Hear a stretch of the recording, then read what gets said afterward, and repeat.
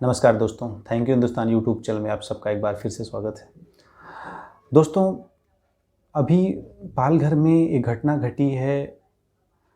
हिंदू संत समाज के 2 साधुओं की हत्या मॉब लिंचिंग के तहत कर दी गई है, जिसमें आपने देखा होगा वो वीडियो किस तरह से पुलिस वालों ने उसमें अपनी भूमिका नहीं अदा की, जो उनके सामने ही ऐसी घटनाएं घट जाती हैं। तो आप आज की डेट में आप पुलिस वालों से आप क्या उम्मीद करेंगे? जो है, पुलिस तो पहले ही भ्रष्ट थी, अब इस तरह से पुलिस के चेहरे हमारे आपके सामने आ रहे हैं, तो आदमी भरोसा तो करे किस पे करे।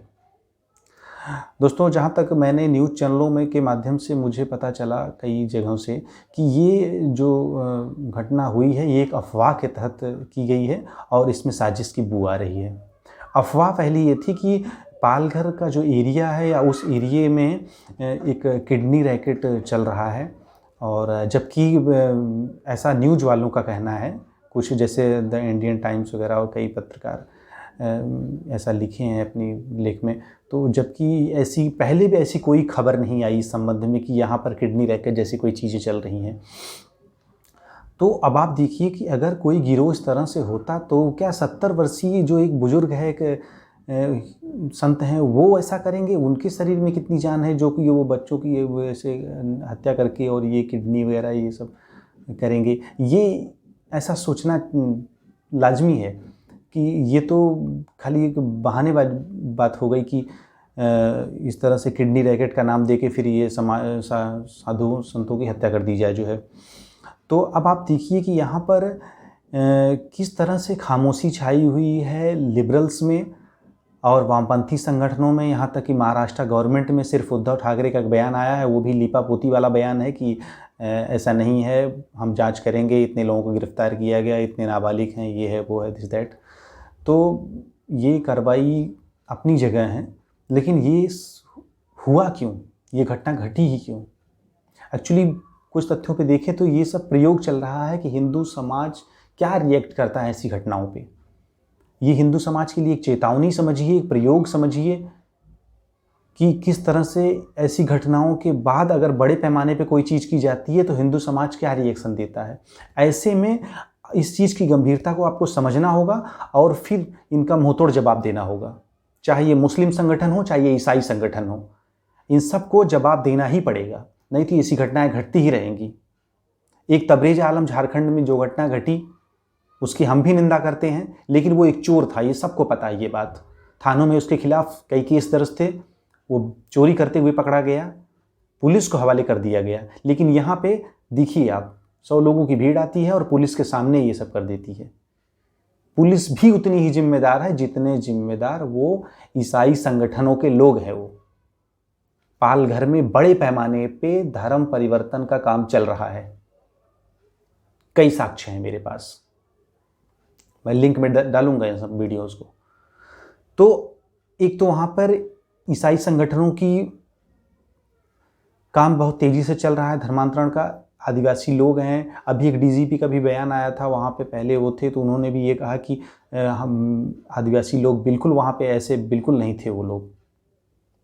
ये कुछ सालों में ये सब चीज़ें घटित हो रही हैं और इस समय कांग्रेस समर्थित शिवसेना की सरकार है, तो शिवसेना तो ऐसी उम्मीद की नहीं जाती थी, काफ़ी हिंदुत्व वाली पार्टी बोलने का दावा करते हैं अपने को, उनको अपने ये शिव शब्द हटा देना चाहिए अपनी पार्टी से, पार्टी के नाम से।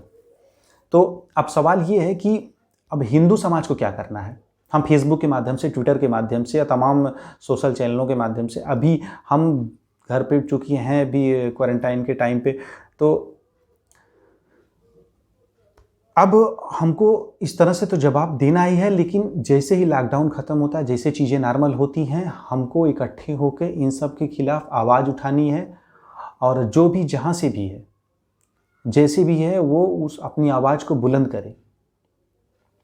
और इसमें हमारी भी गलती है, हमने अपने धर्म को इतना लचीला और इतना कमज़ोर रूप में ग्रहण कर लिया है आज की डेट में कि हमको अपने धर्म में खामियां ही खामियां नज़र आती हैं। ऐसे बहुत सारे लोग हैं आज की, खासकर की जो युवा पीढ़ी है, बहुत सारे, मैं सबकी बात नहीं कर रहा हूँ, लेकिन एक अच्छा खासा वर्ग है जो कि अभी दलित समाज को ले लो आप, ये जो इनको भीमवादी और ईसाई संगठन और ये वामपंथी लोग और मुस्लिम संगठन इनको दलित को सब अपनी ओर खींचने में लगे हुए हैं। दलितों का इतिहास आप बांग्लादेश में देख लीजिए, पाकिस्तान में देख लीजिए। ये जब वहाँ आपके नहीं हुए तो फिर यहाँ कैसे आपके होंगे? आज एक दलित लड़की का बलात्कार होता है मुस्लिम लड़के के द्वारा।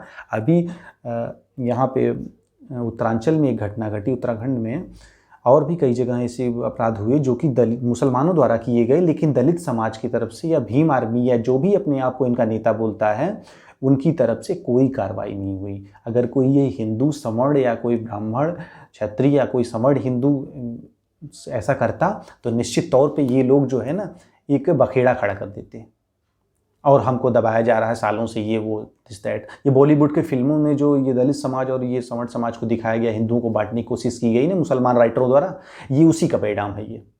इसलिए फिल्मों से भी अब तो खैर वैसी फिल्मों के लिए जगह नहीं, लेकिन अभी गाहे बगाहे ऐसी फिल्में आ रही हैं, ऐसे तथ्य रखे जा रहे हैं। आप साउथ की मूवीज उठा लीजिए, मुझे कई मूवी में गुंडों को एकदम तिलकधारी दिखाया जाता है, एकदम कंठी वाला में दिखाया जाता है। अभी सिंघम में एक मूवी आई थी उसमें भी यही दिखाया गया। तो कहीं ना कहीं और कोई गुंडा अगर कोई मर्डर करता है तो जय सिया राम बोलता है। तो मतलब ये क्या है, सबको पता है कि हिंदू धर्म के नाम पर आज की डेट में कोई संगठन नहीं है।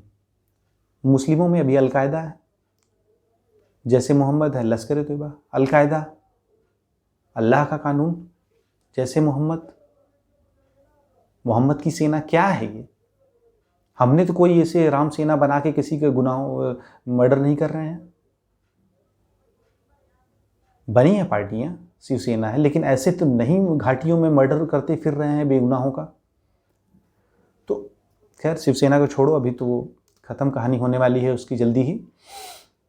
तो हिंदू समाज जागे और घर से जागे, अपने संस्कारों से जागे और अपने तौर तरीक़ों से अपने अपनाए और अपने धर्म के पीछे छिपे हुए विज्ञान को समझे और अपने हिंदू होने पे गर्व करे। कोई शर्म की बात नहीं है, हैं तो हैं। हर आदमी अपनी अपनी पहचान को लेके गर्व फील कर रहा है, तो हम क्यों पीछे रहें? जो है हम लगाएंगे तिलक, हम पहनेंगे भगवा, देखते हैं कौन कितना रोकता है। वो दिन गए, अब इन घटनाओं का मुंह तोड़ जवाब दिया जाएगा और बहुत जल्दी दिया जाएगा इन घटनाओं का जवाब। ये शांत नहीं बैठने वाला हिंदू समाज। वो कायरता, वो डरपोकता, वो सब खत्म कहानी। जो लोग जाग रहे हैं उन लोगों को जगा भी रहे हैं। ऐसे में पुष्पेंद्र कुलशेष भाई को सलाम है मेरा। बंदा निडर है, सच को सच की तरह बोलता है, कोई लाग लपेट नहीं। जो सच है वो सच है, किसी को लाग बुरा लगे तो लगे। आप हिंदू हो, आप हिंदुत्व की बात करो, जो सच है उसको सच कहो। कोई गलत है तो उसको गलत कहो, चाहे मुसलमान हो, चाहे भीम आर्मी हो, चाहे वामपंथी, चाहे लिबरल, कोई भी हो, कोई भी हिंदू धर्म के खिलाफ हो, उसका खिलाफ आवाज उठाओ आप। आज का मेरा ये वीडियो इसी बात के लिए था। हिंदू समाज अपने आप को पहचाने, अपने आप को जागे, जगाए अपने आप को, लोगों को जगाए। ऐसा नहीं कि संपूर्ण हिंदू समाज सोया हुआ है। कुछ लोग भटक जाते हैं और उनका भटकना लाजमी है। उसका रीजन है ये हमारी आजकल की एजुकेशन, शिक्षा व्यवस्था इसमें एक महत्वपूर्ण रोल अदा कर रही है। हिंदुओं को अपने हिंदुत्व से, अपनी संस्कारों से दूर करने में आज की शिक्षा व्यवस्था, ज़्यादातर स्कूल कॉन्वेंट्स हैं, Saint Thomas, Saint Peter, Saint Claus, पता नहीं क्या क्या, सब इनमें दिन रात वही इनका चलता है, ईसाइयों का गुणगान। मुझे तो नहीं लगता कि वहाँ सरस्वती वंदना होती होगी सारे स्कूलों में। तो इस तरह से जो है आपको घर से लेके स्कूल तक शिक्षा व्यवस्था आपको तय करनी है। गुरुकुलों का निर्माण करवाइए और बहुत सारे गुरुकुल आज भी अपने बच्चों को गुरुकुलों में भेजिए और संगठन बनाइए, आवाज़ उठाइए। आरएसएस का भी स्कूल आ रहा है जल्दी ही, और इस तरह के स्कूलों में अपने बच्चों को एजुकेशन देनी चाहिए। और अगर स्कूल में इस तरह की कोई जबरन कोई ईसाई धर्म के खिलाफ, ईसाई धर्म के लिए अगर कुछ काम किए जा रहे हैं तो उनका विरोध कीजिए जो है। और अपने बच्चों को अगर स्कूलों के माध्यम से नहीं तो कम से कम अपने घर में इतने मजबूत संस्कार दीजिए और आप समय दीजिए बच्चों को कि आने वाले समय में हिंदुत्व जीवित रहे, जिंदा रहे और सालों साल, हजारों साल तक चलता रहे। मंदिर ले जाइए बच्चों को, उन धर्म के पीछे छिपे हुए विज्ञान को समझाइए। आप भी समझिए, तमाम है, यूट्यूब है आपके पास, हथियार है मोबाइल आज की डेट में। पूरा यूरोप कह रहा है कि 21वीं सदी भारत की है। कैसे होगी? इन्हीं इंटरनेट के दौर के हिसाब से, इन्हीं मोबाइल के उपयोग के हिसाब से। तो आज के लिए इतना ही, और जागिए, लोगों को जगाइए। हिंदू समाज को ज़्यादा से ज़्यादा जागृत होने की ज़रूरत है। खतरा सर पे है। जिस तरह आप जाग रहे हैं, उस तरह से जब राम की सेना तैयार हुई तो रावण की भी सेना तैयार हुई। तो और आप जागेंगे तो दुश्मन भी जागेंगे। इसलिए लड़ाई लंबी है, लड़नी है, पूरे जोश के साथ लड़नी है। मृत्यु का क्या भय? मृत्यु कोई अंतिम चीज नहीं है। मृत्यु एक नए सफर की शुरुआत है। वीर गति प्राप्त करना, शहीद होना देश के लिए, समाज के लिए, धर्म के लिए, संस्कृति के लिए कोई बुरी बात नहीं है। सनातन सत्य है और सत्य ही रहेगा। जय हिंद, वंदे मातरम। धन्यवाद।